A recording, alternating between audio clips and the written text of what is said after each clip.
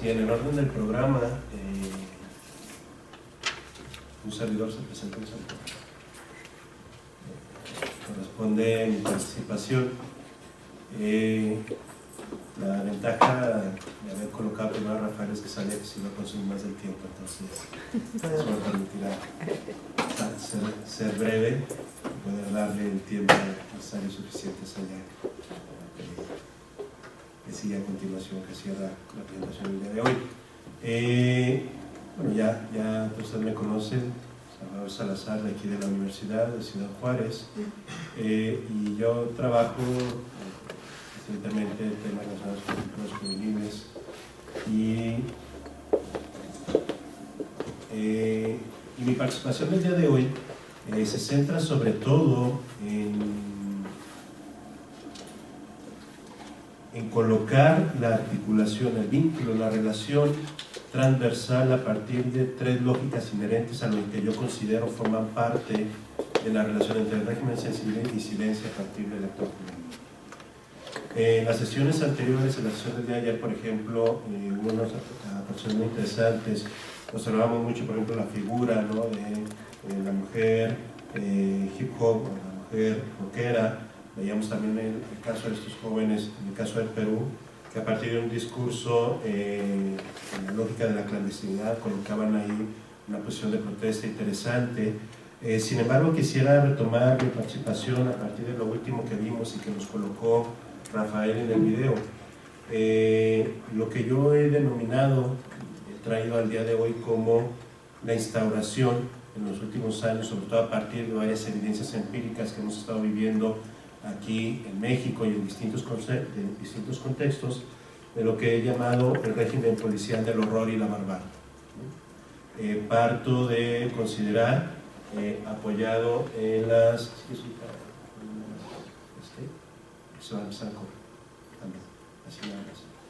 parto de considerar que, apoyado en los planteamientos de Rancière en torno a esta distinción entre policía y política,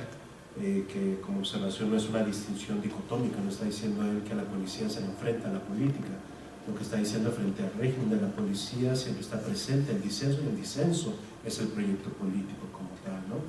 Y en ese sentido, los planteamientos de Rancière son muy interesantes, me apoyan porque efectivamente me permite, hablando del régimen de policía, del régimen policial, del horror y barbarie, empezar a hablar a partir de una serie de evidencias como en el caso de México, en el caso de Ciudad Juárez y en general, por lo que hemos platicado en otros contextos, en Latinoamérica, esto es lo que se ha colocado como el gran proyecto que ha definido en gran medida criterios, políticas, normas en torno al orden, en torno a las jerarquías, en torno a las relaciones, ¿no?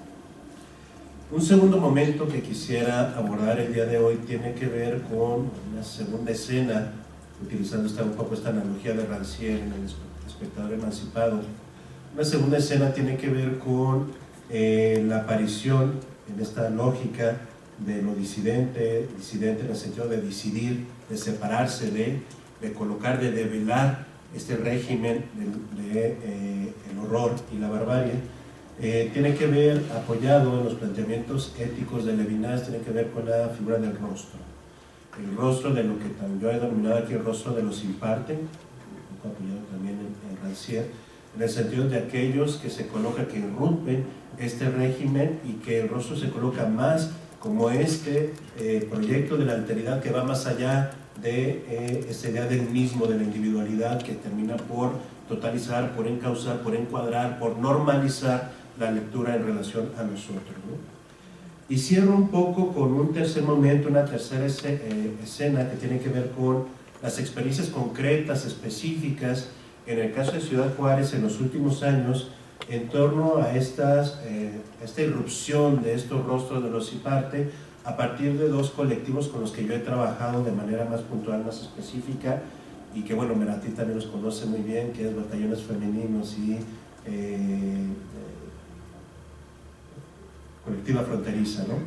Y que efectivamente un poco a partir del uso del hip hop, de la música, han colocado lo que efectivamente plantea Rancière como esa irrupción, como eso develar, empezar a colocar ahí dónde están las fragmentaciones, dónde están las erosiones de ese régimen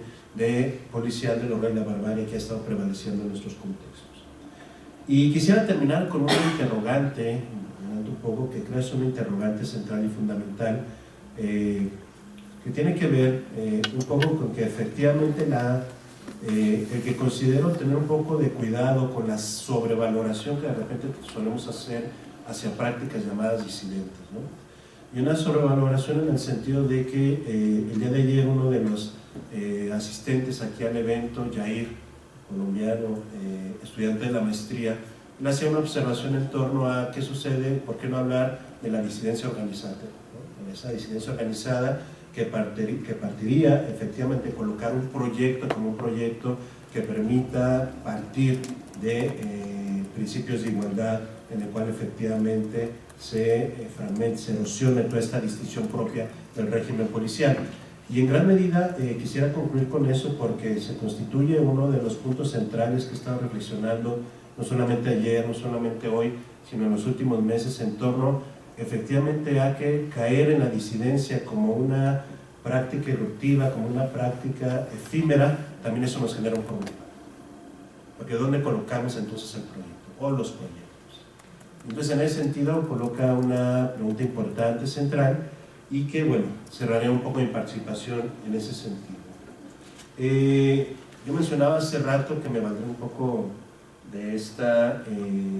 dinámica que plantea Rancière en El espectador emancipado. Entonces plantearé 3 escenarios que, repito, en esta cruce transversal permiten un poco colocar esta tensión permanente entre el régimen policial, el proyecto policial, la disidencia y la política como esa irrupción de la parte de los que no tienen parte, ¿no? Que propone Rancière. Y en ese sentido también hay un punto muy importante que considero aquí, apoyado también de este teólogo francés, jesuita, que tiene que ver con Michel de Certeau, ¿no? Con la toma de la palabra. No solamente es la erupción, no solamente es la presencia, sino es la toma de la palabra como proyecto, pero la toma de la palabra que rompe con esa dicotomía que nos presentaba el día de ayer Olga, en el sentido entre la palabra, el logos, el conocimiento, la racionalidad, la formalidad, versus la voz. En gran medida los planteamientos de Michel de Certeau en torno a la búsqueda de tomar la palabra, de recuperar la palabra, de colocar la palabra como esta táctica, esta relación estrategia táctica central para hacer visible, colocarse frente al régimen policial, de la segmentación, de la distribución, de la normalidad, la palabra constituye un elemento clave y fundamental. Entonces, partiendo de ello, quisiera entrar en este primer escenario, que es el que he denominado, voy a valer un poco de algunas imágenes simplemente para no monótona mi participación, que es un primer escenario que yo he llamado el régimen policial del horror y la barbarie, la regulación de la normalidad excluyente. Leo algunas cosas. Este primer escenario constituye un fresco importante que busca colocar la escenografía de lo que he denominado como este régimen policial del horror y la barbarie, que se ha apoderado de las condiciones, posibilidades, dinámicas de la vida en torno a los habitantes en México en los últimos años. Diversos acontecimientos nos permiten observar, ubicar, no solo cómo la violencia se ha apoderado de la vida cotidiana de los habitantes, de los jóvenes, de los diversos sectores de la población que viven en nuestro país, sino también cómo ha penetrado, y aquí utilizo un término con el que terminó Rafael, cómo ha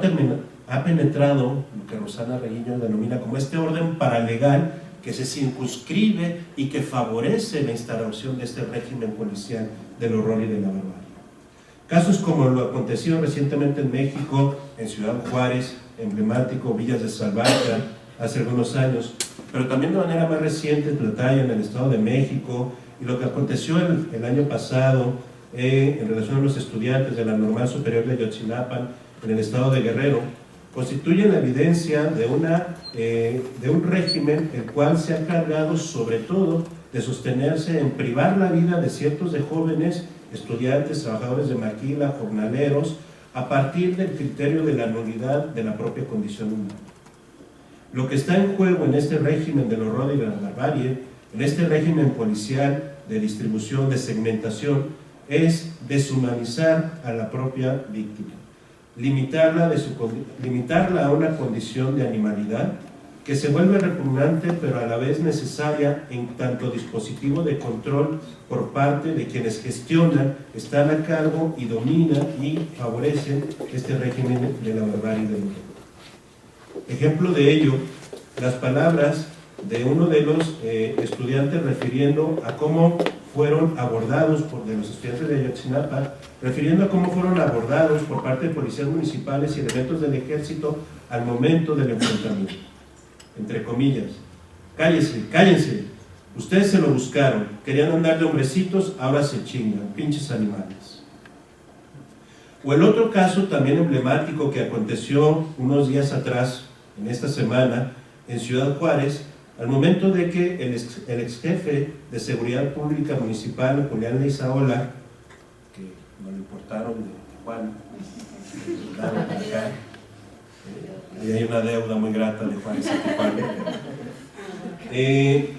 quien recibió varios disparos por parte de dos sujetos, quienes se dice,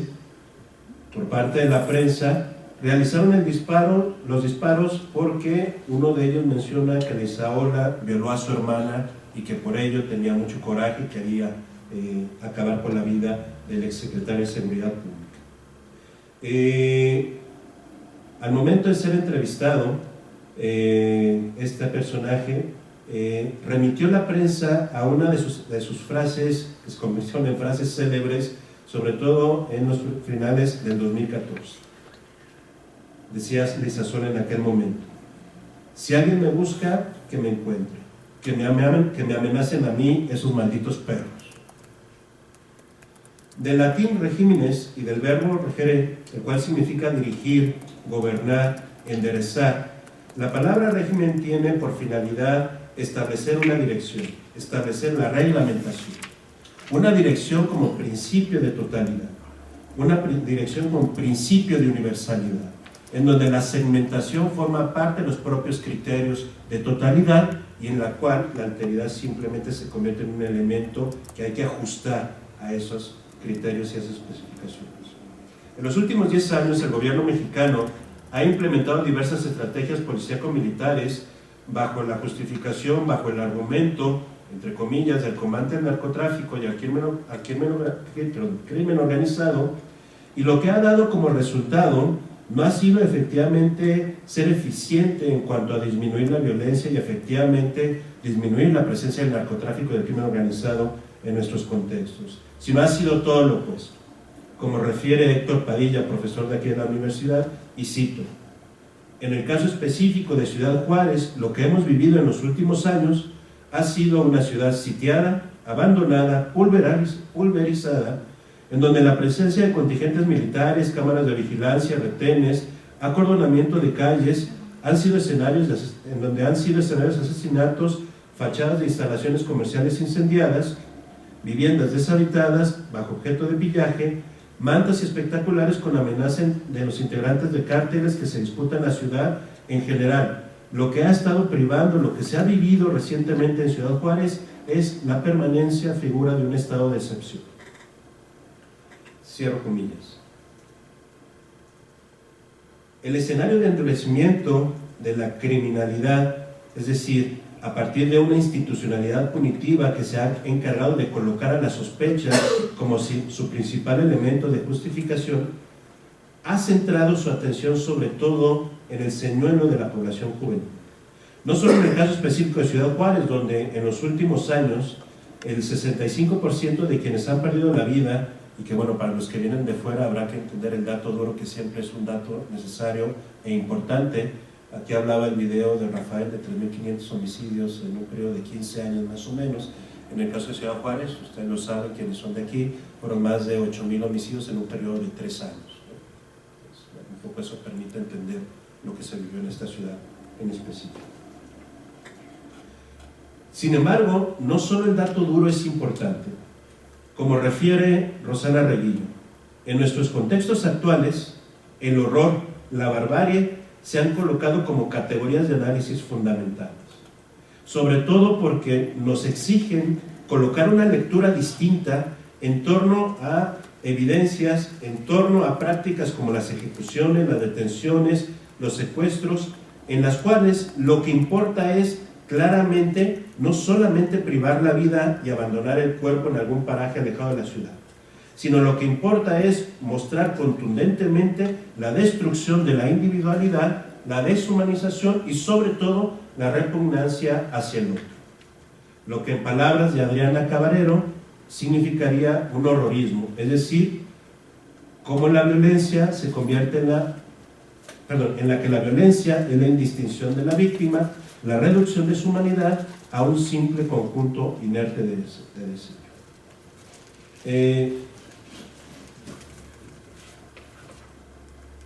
En ese sentido, entonces, plantear aquí, llamar a hacer referencia a cómo se ha venido configurando el régimen o este régimen policial de la barbarie y del horror, lo que nos remite es efectivamente a estrategias, a proyectos,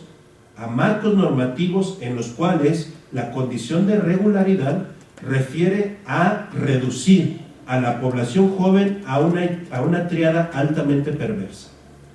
La tríada de anómico, víctima, victimario. Segunda escena, el rostro de los sin par. Aquí quisiera remitir a dos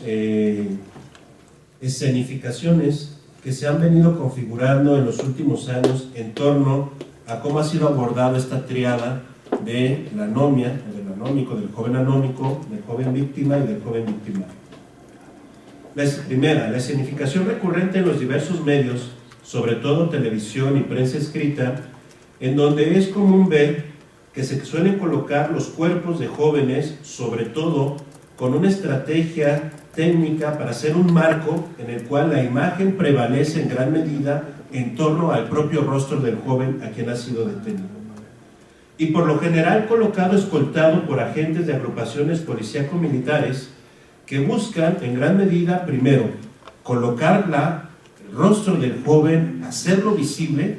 colocar esa marca de la anomia, del victimario, pero en gran medida la figura de la policía, de quienes lo están a un costado de él, simplemente colocar algo que los cubra, porque en gran medida cubrir y rodar el rostro desde la lógica del régimen policial nos lleva efectivamente a hacer referencia a quien sí se tiene que cargar con la marca, con el estigma de amenaza, de victimario, de anónimo. Días posteriores a la masacre, segundo escenario, días posteriores a la masacre de Villas de Salvarcar, cientos de jóvenes, estudiantes de nivel bachillerato, de aquí de Ciudad Juárez, compañeros de quienes violentamente perdieron la vida por el simple hecho de estar reunidos en una fiesta, en una casa, festejando el cumpleaños de uno de ellos, se sostuvo a partir de la estrategia de el llamado a cubrir el rostro, mostrar la indignación y el coraje, ocultando todo rasgo de estilización que el régimen policial se ha encargado de administrar en torno, y enfatizo, a su criterio de regulación y normalización del rostro juvenil. ¿Por qué es importante colocar aquí el rostro como un recurso que nos permite hacer la distinción entre las estrategias por parte del régimen policíaco-militar para seguir reproduciendo sus criterios a partir de establecer esta tríada entre anomia, víctima, victimario, y por otro lado la erupción de los rostros de los sin parte? ¿Cómo entra el rostro en el litigio de lo político, favoreciendo con ello el decidir el régimen de lo posible, pero al mismo tiempo una sustracción subjetiva del orden y de la normalidad de la experiencia? Como mencioné hace rato, el rostro no se reduce simplemente a una condición metafórica. Nos dice Levinas, el rostro refiere sobre todo a la presencia de ese otro, a la presencia de un otro que fragmenta, que erosiona el sistema cerrado de la totalidad, del universal, de la normalidad que el propio régimen policial requiere para poder reproducir sus condiciones de diferenciación.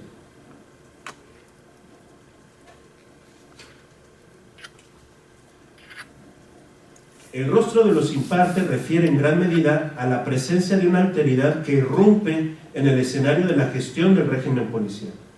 se presenta como un acto de separación a modelos en los que ser joven ha implicado sujeción a los papeles, ya sea de exitoso o ya sea el de anómico, el de desincorporado o el de disidente. Insertos en los espacios socialmente valorados dentro de la institucionalidad tradicional y que se ha convertido en una institucionalidad muy ligada a la propia reproducción del régimen policial. La tensión entre una presencia de los rostros a partir de esta racionalidad propia del régimen del horror y de la barbarie, que requiere de estas figuras estigmatizadas, cuya presencia permite reproducir el orden de lo deseado, de lo absorbido, pero también el orden del desecho, el orden de la animalidad. Una mirada totalizante en torno a la corporalidad de los que se perfilan como integrantes en la distribución de los mecanismos de esos órdenes y de control, absorbidos por una experiencia sensible en la que ser joven, estudiante, integrante de familia nuclear, heterosexual, inserto en la vivencia de la doctrina religiosa, inserto en la institucionalidad propia del régimen de los rayos de la barbarie, se convierte en ese criterio de definición de normalidad, de instalación. ¿Quiénes se presentan como en el rostro de los sin parte? Es el rostro de la racionalidad moderna en torno al ordenamiento de una juventud cuya finalidad es incorporarse a los modelos de normalización que define la transición entre inmadurez y la lectura adultocrática del ordenamiento. Nos encontramos frente a la disolución y la desfiguración del modelo de regulación propio del régimen del horror y barbarie a partir de la irrupción de los rostros de los sin parte. La respuesta que aquí perfilo sostiene efectivamente una contundencia afirmativa. La aparición en los últimos años de actores juveniles, estudiantes, artistas, activistas, trabajadores, operadores de maquila, quienes han generado una estrategia para decidir el espacio cooptado, sobre todo a partir de la apropiación de la palabra, y en ese sentido efectivamente enfrentar los criterios de ordenamiento y de normalidad del propio régimen policial. Frente a la pasividad necesaria, propicia, del proyecto adultocrático, fuertemente arraigado en el régimen policial del horror y de la barbarie,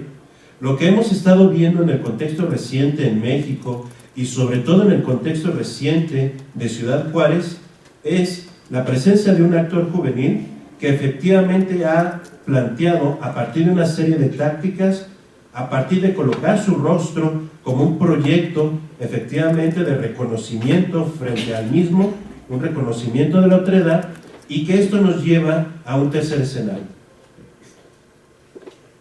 La presencia, la irrupción de la estética disidente y de la palabra.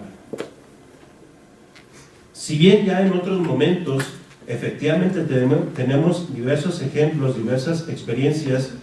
desde 1968 en el caso de Francia, donde sobre todo Rancière, Michel de Certeau han colocado mucho parte de sus reflexiones. Lo que nos interesa a nosotros es, en el caso específico de México, a partir de diversas manifestaciones frente al régimen dominante, sobre todo y en gran medida en el 94 con la presencia de lo que significó la insurrección del EZLN y todo, no solamente sus bases de apoyo de la comunidad indígena zapatista, sino en gran medida el tejido de redes que permitió efectivamente colocar un proyecto, una búsqueda insurrectiva en contra al régimen que ha venido gestándose en contra, sobre todo, de la figura de la otredad, del proyecto de la otredad. Quisiera colocar aquí, en este tercer escenario, la categoría de activismo estético disidente, con la finalidad de ubicar diversas prácticas que se han venido gestando en diversos colectivos aquí en Ciudad Juárez